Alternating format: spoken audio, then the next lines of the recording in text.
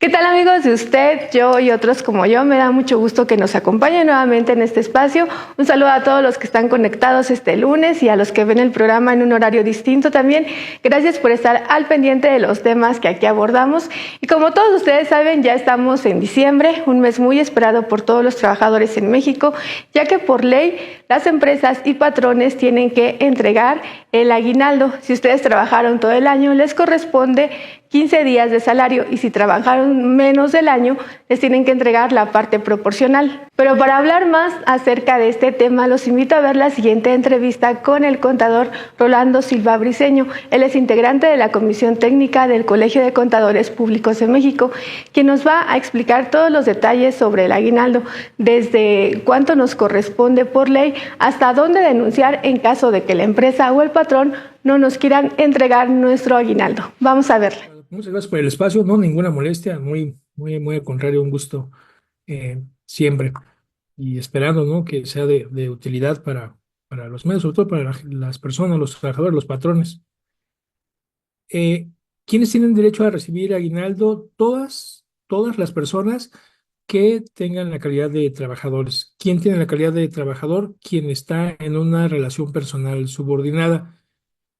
¿Quién está en una relación personal subordinada? Bueno, quien tiene la obligación de obedecer ante el derecho de mandar a cambio de un salario. Cuando alguien te puede dar una instrucción, estamos hablando de una relación laboral y en consecuencia de un trabajador y a pesar de no estar o de poder no estar registrado como debería de ser, no pierde de ninguna manera el derecho a recibir esta prestación. Entonces, podríamos cerrarlo en que todas las personas trabajadoras tienen derecho a recibir aguinaldo, incluso si han trabajado menos de un año completo, ¿no? Perfecto. Preguntarle también la fecha límite para que las empresas entreguen esta prestación. Puede ser incluso desde el 1 de diciembre, pero hay una fecha límite, ¿verdad? Si se pasan de esa fecha, ya estarían incumpliendo la ley.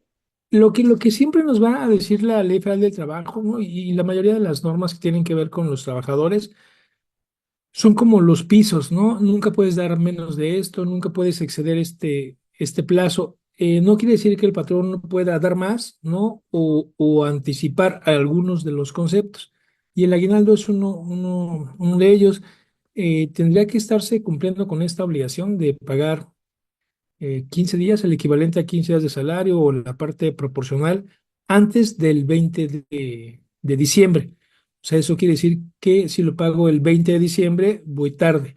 O sea, la regla es antes del 20 de diciembre, quiere decir el trabajador tendrá que tener en su bolsa, en su cuenta, en su tarjeta, el monto correspondiente al aguinaldo el día 20 de diciembre. Esto, cuando estamos hablando de título A de los trabajadores que tienen como patrón a alguien en la iniciativa privada. Cuando hablamos de título B, que son los trabajadores para el Estado, ¿no? Que los reconocemos normalmente porque están afiliados al ISSSTE, tienen reglas distintas, ¿no? Y quizás en dos pagos es una cantidad mucho mayor, pero para efectos prácticos, 20, antes del 20 de diciembre. Perfecto. Y usted como es contador, sabe como de estos temas, preguntarle, en México por ley son 15 días, ¿no? Más adelante le preguntaré acerca de esta reforma que está discutiéndose en la Cámara, que es una iniciativa, pero ahorita por ley son 15 días si se cumplen año. Preguntarle también cómo calculamos en caso de que no, hay alguna formulita para calcular el aguinaldo en caso de que no hayamos trabajado el año completo. Sí, claro que hay alguna fórmula. Lo que nos dice la ley, que no es tan específica con el cálculo, es que tienes derecho a una gratificación, ¿no? A esta gratificación anual que debe equivaler a 15 días del sueldo, por lo menos, ¿no? Ahí recordamos que siempre es por lo menos. Y que en caso de que no se hubiera trabajado el año completo, habrá que calcular la parte proporcional. Lo que se estila hacer, a pesar de que no hay una ley que nos obligue, es tomar el monto que sería el equivalente a los 15 días, pensemos en una quincena, hablando solamente del salario, dividirlo entre 365, ¿no? Para tener cuánto, o sea, qué partecita del aguinaldo me voy ganando, voy devengando cada que trabajo un día completo y multiplicarlo por los días que efectivamente devengué salario y eso pues, nos lleva a una parte proporcional. Casi siempre se utiliza un factor de integración, ¿no? Divido las presiones que son fijas, ¿no? Prima vacacional, aguinaldo, de forma tradicional y llego a este concepto. Yo te puedo decir que en términos muy prácticos, si trabajé 6 meses y mi aguinaldo es de 15 días, ¿no? Son 2 semanas, pues me toca como una semana de salario, ¿no? 7.5 días. Vale la pena que quienes tienen la función de ser patrones tengan este cálculo documentado, ¿no? Que se tenga un papel de trabajo, porque pues es un derecho laboral y estos derechos suelen ser eh, cuestionados primero por el trabajador, ¿no? Después por un sindicato, cada vez lo vamos a ver con más frecuencia, y finalmente por la autoridad. Y, vale la pena que ahora los patrones consideren que hay convenios de colaboración entre autoridades. Yo lo que hago de forma automática cuando pago una nómina, cuando pago el aguinaldo o alguna otra prestación, pues es generar un CFDI, es timbrarlo. Y esto llega prácticamente en tiempo real al SAT. Hoy que se tienen convenios de colaboración, pues la Secretaría del Trabajo tiene acceso a esta lista. Entonces es muy sencillo, muy sencillo obtener una lista de quién antes del 20 o el 20 no ha timbrado. Hay algunas excepciones, ¿no? Con los tiempos, pero es muy sencillo tener una lista de quien para el 20 de diciembre no ha timbrado el aguinaldo, y como autoridad lo que tengo es una lista de alguien que ya cometió una infracción. La autoridad no va a ir a averiguar si se pagó o no se pagó. Tiene una lista de quien no lo timbró. Y pues bueno, habría que dar muchas explicaciones, ¿no? Para justificar algo de este tipo. Perfecto, contador. Ahora le voy a hacer algunas preguntas que nos han llegado sobre el tema, porque hay diferentes trabajadores, clasificación de trabajadores en México. Entonces, hay preguntas sobre este tema. Por ejemplo, ¿las y los trabajadores eventuales tienen derecho a recibir el pago del aguinaldo? Sí, por supuesto que sí. O sea, aquí el tema es que hay formatos en donde yo tengo una obra, una construcción, un servicio que tiene una fecha de inicio y una fecha de fin, y entonces no habría sentido en tener una relación laboral indeterminada. Entonces comienza cuando termina, ¿no? Cuando comienza la fuente de riqueza y termina cuando esta termina. Debe de atenderse a la naturaleza. No puedo tener 5 contratos como trabajador eventual para trabajar en el mismo lugar. Aquí ya estoy cayendo en otros temas. En concreto, la respuesta es independientemente del formato con el que hubiese sido contratado, eh, temporal, eventual, permanente, por tiempo determinado, tiempo indeterminado, por obra. Este es un derecho general. Se tiene, pues, ¿no? El derecho del trabajador y la obligación del patrón. Perfecto. Entonces, por ejemplo, también el personal de confianza también tendría derecho a recibir este pago. Sí, por supuesto, todos los trabajadores. Sí hay algunas prestaciones, por ejemplo, la participación de los trabajadores en las utilidades, en donde se hace alguna diferencia por motivos distintos. Si estoy hablando de las utilidades, pues bueno, y tengo pues alguna influencia en la dirección del negocio, pues podría ahí tener algún conflicto de intereses. En aspectos como o en prestaciones como el aguinaldo, esto es general, ¿no? Si es trabajador, tiene derecho. Preguntarle también, cuando un trabajador sufre un accidente de trabajo a lo largo del año, pero fue accidente de trabajo, fue por ejemplo, al seguro, ¿viste? Tiene derecho a recibir su pago total, ¿verdad? ¿O cómo se le hacen esos casos? Hay algunas reglas, pero es importante como clarificar esta parte.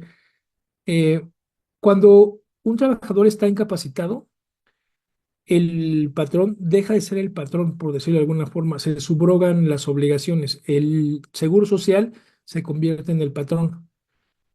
y le paga el salario completo. Y recordemos que el salario que tiene el Seguro Social incluye la parte proporcional del aguinaldo y de la prima vacacional, por lo menos. Por lo tanto, si yo pago el aguinaldo considerando los días que un trabajador estuvo incapacitado por riesgo de trabajo, estoy duplicando algunos conceptos, por lo menos por esos días. El trabajador va a recibir un subsidio por incapacidad que ya incluye la parte proporcional de las prestaciones fijas. Puede sonar controversial, pero me parece que habría que descontar esos días y no generar una serie de consecuencias fiscales. En el caso de cuando solicitan permiso de paternidad, tendrían derecho, sí, sí tendrían derecho igual a recibir su aguinaldo completo, ¿verdad? Sí, a mí me parece, y a pesar de que no hay como tal un criterio en el caso de de las incapacidades, de los subsidios por incapacidad, bueno, ahí aritméticamente creo que se puede soportar. En el caso de los permisos que finalmente son permisos con goce de sueldo, creo que se tienen que considerar, o sea, se tienen que considerar esos días en un tema de equidad, porque consideraría los de las mujeres, ¿no? Y al ser una prestación equivalente, creo que se tendrían que estar pagando. Y es importante que cuando en temas laborales tenemos alguna duda o nos hacen falta elementos, la propia ley en su artículo 18, Ley Federal del Trabajo, señala, ¿no? De manera precisa que es una ley que tiene un principio pro persona y si tenemos alguna duda, lo que más le convenga al trabajador, eso es lo correcto. O sea, esa sería la lectura que tendrán las autoridades. Entonces, va bajo este principio, sí, ¿no? En la mayoría de los casos, a menos que tengamos elementos concretos, concluyentes, eh, como para poder actuar de una forma distinta. Ok, perfecto, contador. Preguntarle por aquellos trabajadores que ya no llegaron a fin de año laboralmente, que renunciaron, se cambiaron de trabajo o fueron despedidos. ¿Este aguinaldo se les tiene que dar al momento de que renuncian o que los despiden o hasta diciembre? No, en el momento en el que se renuncia, el trabajador se renuncia o se concluye la relación laboral, el patrón tiene la obligación de ir haciendo una provisión. Cada día que trabaja, que una persona trabaja, va devengando, va obteniendo el derecho a esta parte proporcional del aguinaldo. No me lo dan, pero ya es mío. Y en el momento en el que yo me voy, eso teóricamente tendría que estar reservado contablemente y lo único que sería es, se le va a entregar antes de tiempo, ¿no? La parte proporcional. Debería de ser entonces en el momento y de incluirse dentro del finiquito.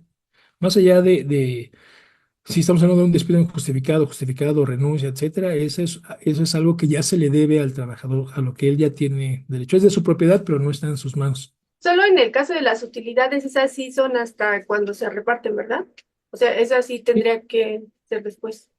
sí, ahí es distinto porque el derecho a ser compartido de las utilidades nace en el momento en el que se declaran las utilidades para efectos fiscales. Y entonces, pues tengo que esperar hasta que se presente la declaración para saber si hubo o no utilidad que repartir. Pero esto es porque está condicionado a una situación fiscal. En el caso del aguinaldo, eh, ese dinero debe estar, en teoría, siempre disponible. Supongamos un caso de que una persona fallece, un trabajador fallece, eh, sus beneficiarios acuden a la empresa también les tiene que otorgar la parte proporcional de su aguinaldo, ¿verdad? Sí, por supuesto que sí.